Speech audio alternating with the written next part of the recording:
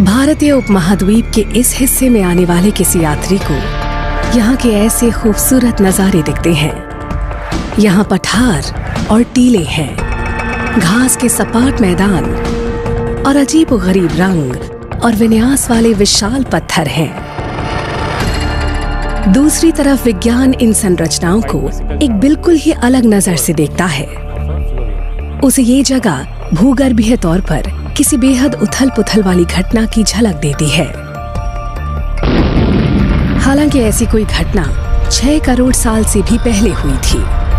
पृथ्वी के गर्भ से काफी समय तक लगातार विशाल ज्वालामुखी विस्फोट होते रहे, जिनसे आग निकलती रही। इससे ये जगह हमेशा के लिए बदल गई और इस कारण यहाँ भारत के सबसे हैरतअंगेज इलाकों में से एक का निर्माण हुआ। डेक्कन शब्द संस्कृत के दक्षिण शब्द से निकला है।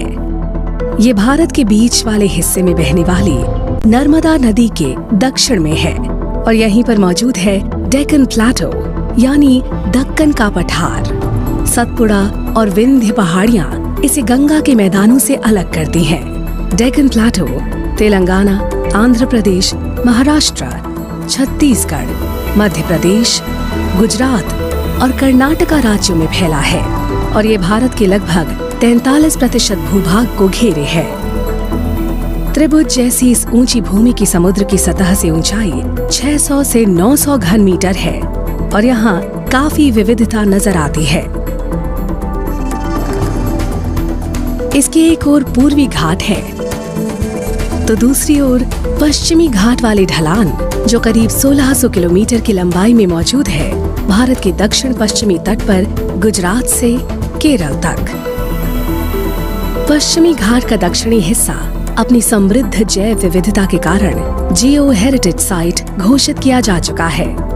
यहाँ फूलों की 5000 से ज्यादा किस्में हैं और पक्षियों और जीवों की 816 से ज्यादा प्रजातियां हैं। इसमें महाराष्ट्र, गुजरात, मध्य प्रदेश और तेलंगाना के इलाके शामिल हैं और पश्चिमी घाट के साथ साथ इस इलाके के भूगर्भीय इतिहास के भी कई पहलू हैं, जिसे डेक्कन ट्रैप्स कहा जाता है।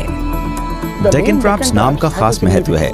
ये दिखने में सीढ़ी-नुमा लगता है, इसीलिए इसे ट्रैप्स का नाम दिया गया है। अंग्रेजों ने इस जगह को ट्रैप कहा क्योंकि अगर आप इसे दूर से देखें तो ये सीढ़ी जैसा नजर आता है। इसकी सीढ़ी-नुमा बनावट वक्त के साथ साथ लावा के जमा होने से बनी है, तो अगर आप इसे दूर से देखेंगे तो ऐसा लगेगा कि सीढ़ियां बनी हैं। तो डेक्कन ट्रैप्स एक स्थानीय नाम है। डेक्कन या दक्कन दक्षिण भारतीय नाम है जिसे लोग पुराने दौर से इस्तेमाल करते आ रहे हैं। ट्रैप्स सीढ़ी जैसी दिखने वाली चट्टानें हैं, जैसे कि कोलंबिया में ऐसी चट्टानों को कहते हैं कोलंबियन ट्रैप्स और साइबेरिया में साइबेरियन ट्रैप्स।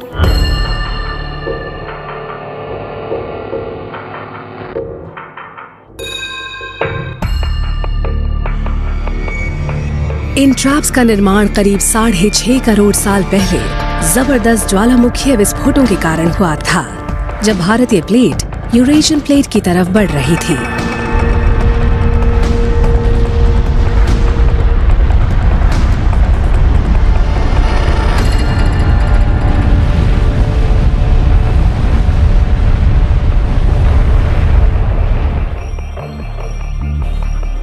हम इस समय पश्चिमी घाट ढलान की धुरी पर हैं, जो डेक्कन ज्वालामुखीय पठार का पश्चिमी छोर है।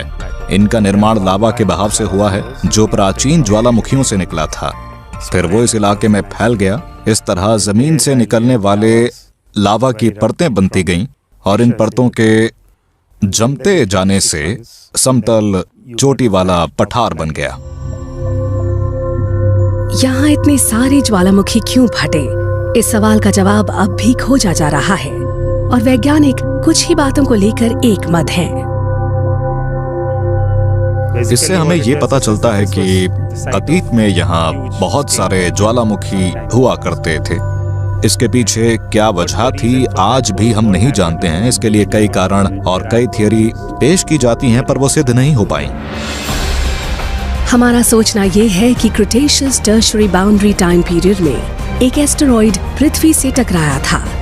इस एस्टेरॉइड का द्रव्यमान 2 खरब टन था और ये मेक्सिको में चिकसलुव नामक जगह पर गिरा था। इसका इम्पैक्ट 100 खरब मीट्रिक टन की फोर्स जितना था और इसकी वजह से डेक्कन ट्रैप में कई विस्फोट हुए। एल्वारेज पिता पुत्र की जोड़ी मीटेरॉइड इम्पैक्ट थ्योरी के सबसे जाने माने समर्थक हैं।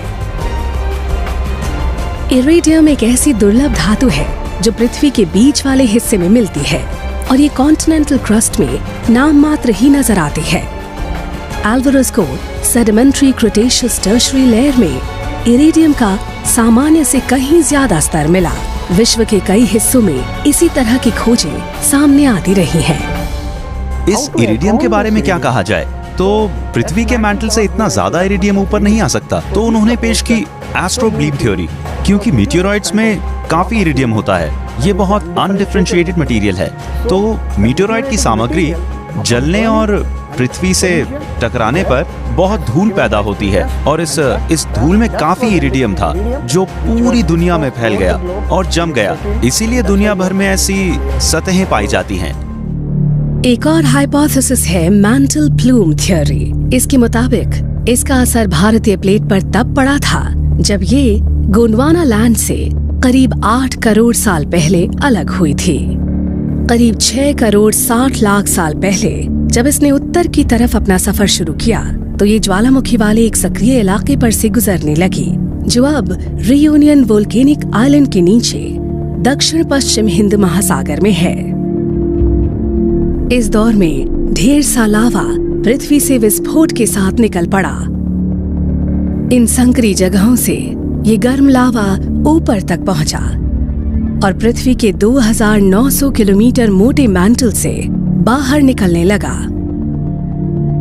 मैंटल प्लूम्स की वजह से पूरी दुनिया में ही ज्वालामुखीय द्वीप बने हैं। इनमें हवाई के द्वीप भी शामिल हैं, लेकिन कहीं भी रीयूनियन जैसी घटनाएं देखने को नहीं मिली। ज्वालामुखियों का लावा बाहर निकला तो उससे डेक्कन ट्रैप्स बने। भूवैज्ञानिक इसे डेक्कन वोल्केनिक प्रोविंस भी कहते हैं। देखिए, एक तीसरी थ्योरी भी है जो सामने आई है और इसके मुताबिक ये इन दोनों ही बातों का मेल है।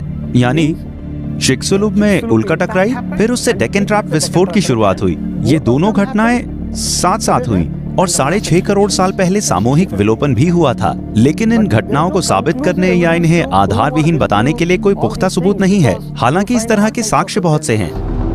हालांकि इन विस्फोटों की शुरुआत और इनकी प्रकृति को लेकर आज भी बहस छिड़ी रहती है, लेकिन डेक्कन प्लेटो बेशक पृथ्वी के इतिहास में हुए सबसे बड़े ज्वालामुखीय विस्फोटों में से एक है। फिलहाल ये 5 लाख वर्ग किलोमीटर क्षेत्र में फैला हुआ है, यानी इसका आकार फ्रांस या टेक्सास जितना है।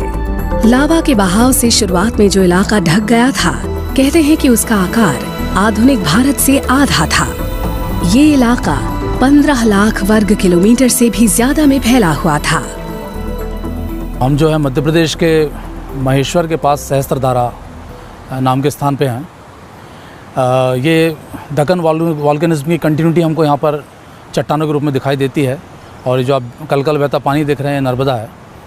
लावा और पानी दोनों की फितरत होती है कि ये जहाँ ढाल होती है, जो गहरे भाग होते हैं वहाँ बह के जाते हैं।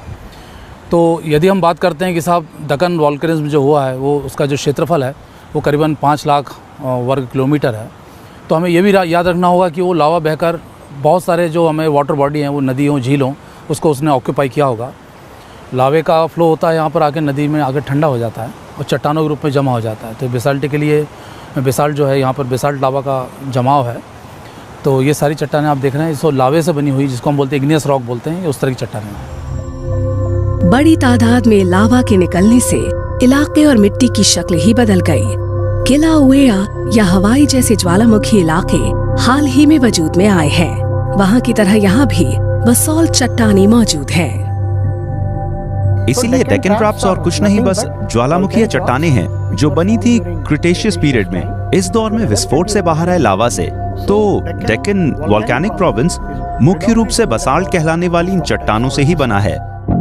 हमारे मन में सवाल उठ सकता है कि चट्टानों की ये परतें हमें क्या बताती हैं? ज्वालामुखी वाले दौर ने कब इन्हें बनाना शुरू किया और ये दौर कब तक चला? मेरे पीछे आपको ज्यादातर ठाकुरवाड़ी फॉर्मेशन नजर आ रही है। और मेरे पीछे आप जो सीक्वेंस देख रहे हैं वो प्री क्रिटेशियस पैलियोजीन बाउंड्री है। जरा इन बसॉल्ट चट्टानों की जबरदस्त मोटाई और ऊपर की तरफ इनका विशाल फैलाव देखिए। डेक्कन वोल्केनिज्म जैसे फ्लड बसॉल्ट वोल्केनिज्म की खूबी है इसका समतल